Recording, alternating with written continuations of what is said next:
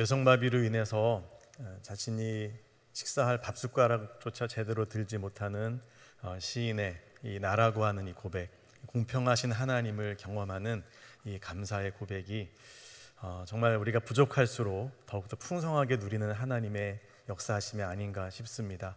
우리 모두를 풍성하게 채우시는 하나님, 그 사랑을 함께 고백하는 우리가 될 수 있기를 소망합니다. 여러분, 지난 한 주간 어떻게 평안하게 잘 지내셨습니까?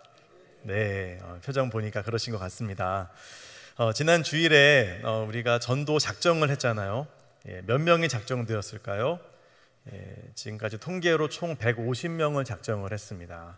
하나님께서 여러분이 기록한 그 한 분 한 분의 이름을 다 기억하시고 또 큰 은혜를 베풀어 주셔서 하나님께서 역사하시고 또 하나님의 때에 반드시 구원해 주실 줄로 믿습니다. 마음은 있는데 아직 작정을 못하신 분들, 여러분 주보 사이에 작정서가 있으니까요, 기록하셔서 나가실 때 제출해 주시면 되고요. 여러분, 시간이 그렇게 기회가 언제나 우리에게 주어지는 게 아닙니다. 너무도 세월이 빠르고 우리에게 주어진 오늘만이 우리의 시간인 것을 기억하면서 하나님이 주신 이 기회를 선용해서 귀한 생명을 살리는 역사에 함께 동참하는 우리 모든 성도들 되시기를 축복합니다. 아멘. 여러분, 이렇게 우리가 작정을 했습니다. 그리고 이제 전도를 해야 되는데, 자, 작정은 했는데 이제 막상 전도를 하려고 하니까 이제 막막합니다. 왜냐하면 이런 말들이 많이 들려와요. 전도를 하려고 했더니 목사님, 들으려 하지를 않습니다. 마음이 다 닫혀 있어가지고 도저히 진짜 그 철옹성 같은 저 마음에 어떻게 전도를 합니까? 이런 한탄을 하게 됩니다. 여러분, 그렇습니다. 전도가 사실 쉽지가 않습니다. 전도를 하느니 차라리 밖에 나가서 무슨 물건을 팔거나 가게를 홍보하는 게 훨씬 더 쉬울 수 있습니다. 왜냐하면 이 전도라고 하는 것은 단순한 인간의 일이 아니기 때문입니다. 물론 다른 여러 가지 외적인 요인들이 있겠죠. 교회의 이미지라든지 이 시대의 문화라든지 여러 가지가 있겠지만 근본적으로는요, 이 전도는 영적인 것이기 때문에 아무리 나와 좋은 관계이고 또 친한 친구라 할지라도 복음을 전했을 때는요, 딱 거부할 수 있습니다. 잘 받아들이지 않습니다. 왜요? 영적으로 부대끼거든요. 그도 그럴 것이 참 그 사단의 세력에 사로잡힌 그 영혼, 평생 그렇게 사단의 노예로 살아왔기 때문에 그 사단의 소나귀에서 그 영혼을 빼앗아서 하나님의 영광으로 천국으로 이끌어가는 일이 쉽겠습니까? 영적인 전쟁이 일어나는 겁니다. 이 부분을 우리가 간과해 버리면 전도의 헌물을 켤 수가 있어요. 전도는 영적인 전쟁이다. 이걸 우리가 꼭 기억해야 됩니다. 그 사람이 나쁘고 그런 게 아닙니다. 너무 좋은 분이고 그렇기 때문에 우리가 더욱더 그 사람을 위해서 기도해야 되는 겁니다. 이 영적인 전쟁에서 승리하지 않으면 그 영혼을 구원하기가 어렵다. 이걸 우리가 기억해야 됩니다. 그래서 예수님께서는 제자들에게 이렇게 말씀을 하셨어요. 오직 성령이 너희에게 임하시면 너희가 권능을 받을 것이다. 그래서 땅끝까지 이르러 내 증인이 될 거다 말씀하셨습니다. 그러니까 너희가 열심히 전도해 이렇게 말씀하신 게 아니라 예수님은 뭐라고 하셨다고요? 먼저 성령이 너희에게 임해야 되고, 그래서 성령이 주시는 권능, 그 권세와 능력이 너희에게 임하면, 그러면 너희가 전도할 수 있어. 그러면 땅끝까지 가서 내 증인이 될 수 있어 라고 말씀하시는 겁니다. 이 말씀을 바꿔 말하면 어떤 의미가 됩니까? 내가 너희에게 그런 권능을 줄게, 내가 너희에게 성령을 부어줄게 라고 하시는 주님의 약속의 말씀 아니겠습니까? 여러분, 성령의 충만함을 받고 권능을 받아서 땅끝까지 예수 그리스도의 복음을 증거하는 주님의 증인 다 되시기를 축복합니다. 그래서 우리의 전도는요, 내 능력, 내 지혜가 아니라 성령의 권능으로 행한다, 이런 면이 있다는 겁니다. 그래서 오늘 설교의 제목이 능력 전도입니다. 성령의 능력으로 전도하자는 거죠. 자, 우리에게 성령이 임하면, 그러면 어떤 일이 일어나는가, 이걸 우리가 살펴보면서 그 능력으로 전도하는 그런 결단을 할 수 있기를 원합니다. 자, 성령의 능력은 첫 번째로 무엇입니까? 영적인 담대함입니다. 전도를 시작할 때 이제 불안함, 또 두려운 마음이 생기죠. 그런데 성령께서 우리에게 역사하시면요, 하나님의 사랑을 깨닫게 하십니다. 하나님이 나를 얼마나 사랑하시는지, 또 저 영혼을 얼마나 귀하게 여기시는지가 깨달아지고 느껴지니까 여러분, 사랑하면요 두려움이 사라집니다. 사랑하는 우리 아이가 내 옆에서 걸어가는데 갑자기 차가 덮치면 어떻게 합니까? 사랑하면요 그 아이를 내 몸으로 보호하죠. 여러분, 사랑하면 두려움을 이길 수 있어요. 남녀가 서로 결혼하기로 했습니다. 그런데 결혼을 하려고 하니까 두려운 거예요. 결혼하면 내 인생이 또 어떻게 될까? 뭐가 바뀔까? 머리가 너무 복잡해서 결혼 전날 밤에 잠을 못 잡니다. 자, 그러면 우리는 고민해야 됩니다. 이분이 결혼하는 게 맞을까 안 맞을까? 여러분 어떻게 생각하십니까? 결혼 전에 계속 고민이 되면 결혼해야 됩니까? 말아야 됩니까? 네, 대답이 없으시군요. 그 선택을 잘못해서 여기 계시는 겁니까? 여러분, 두려움보다 더 사랑하면 그러면 결혼할 수 있습니다. 근데 두려움이 사랑을 이기면 그러면 결혼 못하는 거죠. 여러분, 사랑은 두려움을 이깁니다. 하나님의 그 사랑이 성령으로 말미암아 내 안에 충만해지면 그러면 우리는요 담대하게 그 사랑을 전하고 전도할 수 있게 되는 것이죠. 그 성령의 충만함, 그러니까 성령의 충만함은 하나님의 사랑의 충만함이다, 이렇게 말할 수 있는 겁니다. 예수님의 제자들을 보세요. 이 제자들이 예수님을 따르겠다고 막 그렇게 헌신하고 주님의 제자가 됐는데 막상 위험이 다가오니까, 두려움이 찾아오니까 어떻게 반응을 합니까? 예수님이 체포되어서 로마 당국에게 신문을 받으시고 제자들도 잡으려고 하자 어떻게 합니까? 제자들이 언제 내가 예수님을 따랐느냐는 듯이 다 뿔뿔이 흩어져 버립니다. 베드로요, 그렇게 장담하더니만 예수님을 모른다고 저주하면서 3번이나 부인해 버립니다. 여러분, 이 위협 앞에서 사람이 이렇게 비겁할 수 있어요. 그랬던 제자들이 나중에 어떻게 바뀌죠? 어떻게 변화됩니까? 다 순교하잖아요. 누가 잡으러 오는 게 아니라 내가 복음을 전하러 가서 복음을 전하다가 그렇게 붙잡혀서 고문을 당하고 순교를 합니다. 여러분, 그런 용기와 담대함이 도대체 어떻게 생긴 겁니까? 어디서부터 나온 겁니까? 그들에게 성령이 임했을 때, 하나님의 사랑이 그들 안에 충만해지니까 이 죽음보다 크신 그 사랑으로 인해서 다른 게 두렵지 않는 겁니다. 내가 주님 안에 있음이 너무도 감격스럽고, 이 사랑을 몰라 지옥불에 떨어질 그 영혼들이 불쌍해서 목숨을 걸고 복음을 전하게 되는 겁니다. 예수님께서 말씀하셨죠. 예루살렘을 떠나지 말고 위로부터 능력이 입혀올 때까지 기다려라. 제자들이 마가의 다락방에 모여서 기도하잖아요. 얼마나 오래 기도했죠? 하루, 이틀, 3일 연속적으로. 여러분, 며칠 동안 연속으로 기도해 보셨습니까? 작전 기도 어느 정도 기간 해보셨습니까? 지금 제자들은 하염없이 하는 겁니다. 은혜를 주실 때까지, 성령이 임하실 때까지. 10일이 지났을 때 오순절이 되었습니다. 그때 각 사람의 머리에 불과 같은 성령이 임하시고요, 그들의 마음에 모든 두려움을 다 내어쫓고 하나님의 사랑으로 충만하게 하면서 그들이 방언을 말하고, 방언을 말하는 은사가 다가 아니라 그 중심이 중요합니다. 그들의 중심에 성령이 충만해지고, 다시 말하면 예수님이 충만해지고 그리스도의 사랑이 충만해지고 주님의 권능이 충만해지니까요, 그들이 담대해져서, 그전까지는 두려워가지고 막 문을 걸어 잠그고 비밀번호 대야 문 열어주고 이랬단 말이에요. 그런데 그 문을 열고 나가서 예수가 그리스도시라고, 그분을 믿을 때 구원을 얻는다고 전도하는 전도자가 되었다는 겁니다. 여러분, 이와 같은 내적인 담대함의 변화, 이것이 바로 성령 충만함이 주는 그런 권능입니다. 능력입니다. 여러분, 우리에도 마찬가지입니다. 이제 전도주일까지 남은 날 동안 우리가 전도보다 먼저 해야 되는 게 뭐냐? 성령의 충만함, 하나님의 사랑을 간구해야 됩니다. 기도하라는 거죠.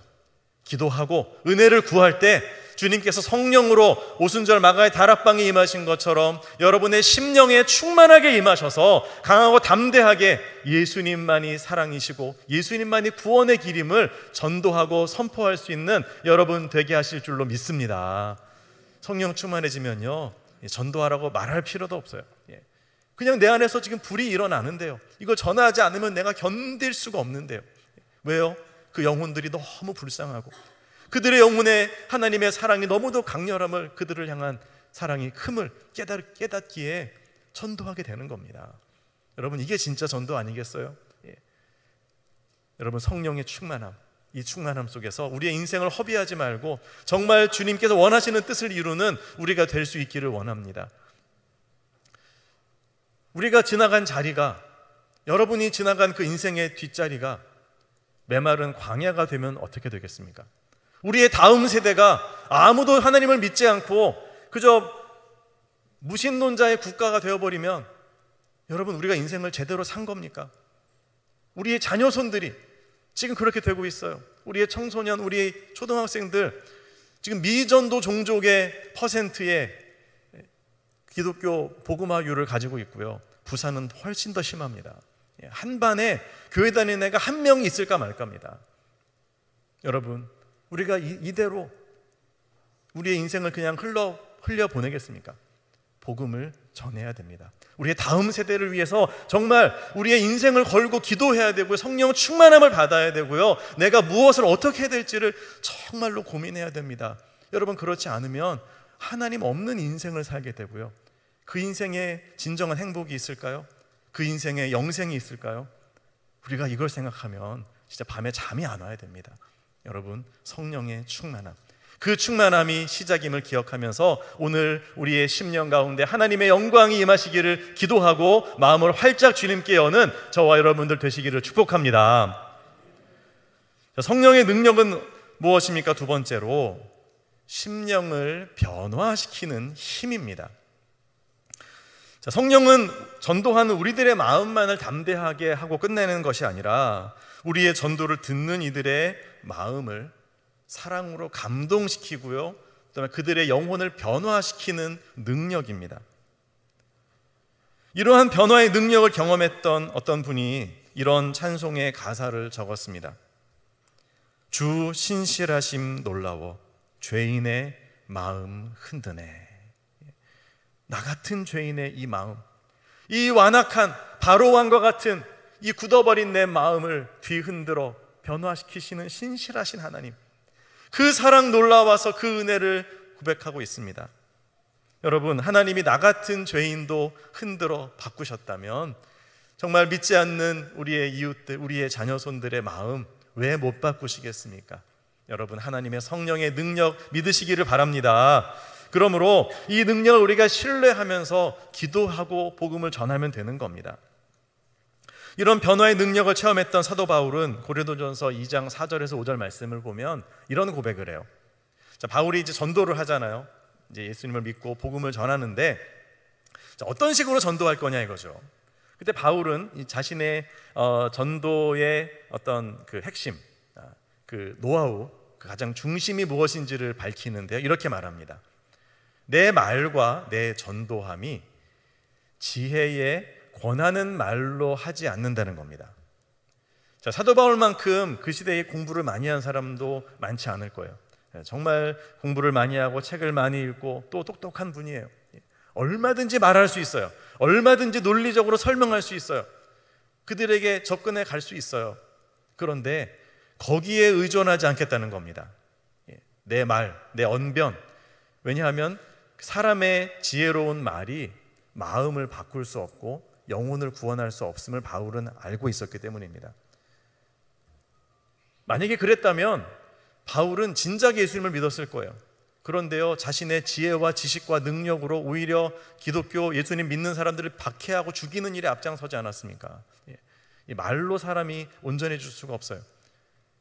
하나님의 은혜, 성령의 나타나심, 다메섹 도상에서 살아계신 예수 그리스도를 체험한 그 체험이 그의 인생을 바꿔놓지 않았습니까? 그래서 바울은 뭐라고 고백합니까? 내 말과 내 전도함이 지혜에 권하는 말로 하지 않고 무엇으로 하느냐? 오직 성령의 나타남과 능력으로 하여서 너희들의 믿음이 내가 말을 잘해서 그 믿음이 생긴 게 아니라 하나님의 은혜와 능력 때문에 너희들이 믿게 된 것임을 너희들이 알게 하기를 원한다. 여러분, 우리가 전도할 때 그러니까 내가 어떻게 전도해야지 다 계획 세우고 물론 그런 부분도 필요하겠지만 거기에 의존해서 되는 게 아니라는 것을 우리가 알아야 됩니다. 그게 아니라 전도할 때 어떻게 해야 된다고요? 기도하는 겁니다. 하나님, 저의 입술을 주장해 주십시오. 제가 누구를 만날지 저의 만남을 하나님 인도해 주시고, 또 무슨 말을 어떻게 해야 될지 깨닫게 하시고, 하나님이 주시는 담대함과 그 사랑으로 복음을 전하게 해 주십시오. 계속 내 속에서는 기도가 일어나는 거예요. 하나님을 의지하는 거예요. 그 능력, 성령의 능력을 사모하는 거예요. 그런 마음으로 복음을 전할 때 역사가 나타나는 겁니다. 사람들이 변화되는 겁니다. 근데 바울이 전도하다가 그 아테네에 갔을 때 이 초점을 놓쳤었던 적이 있었어요.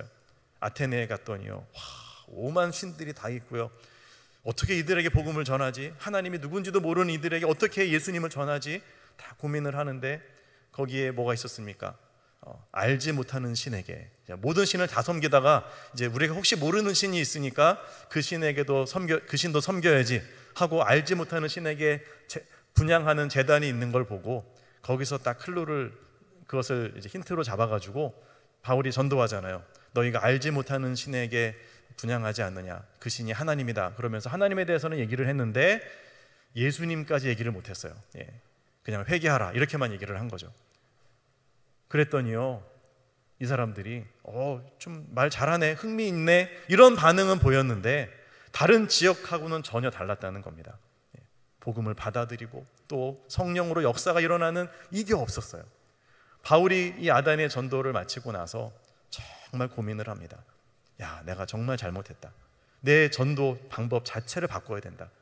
내 말의 지혜에 권하는 말이 아니라 성령의 나타남과 능력으로 복음을 전해야, 그래야 저들의 심령이 변화되어진다. 바로 성령의 영혼을 변화시키는 능력, 그 능력을 바울은 더욱더 철저히 이후로 의지하게 되었던 것입니다. 사랑하는 성도 여러분, 제가 설교하는 것도 마찬가지고요, 여러분이 지인들에게 복음을 전할 때도 똑같습니다.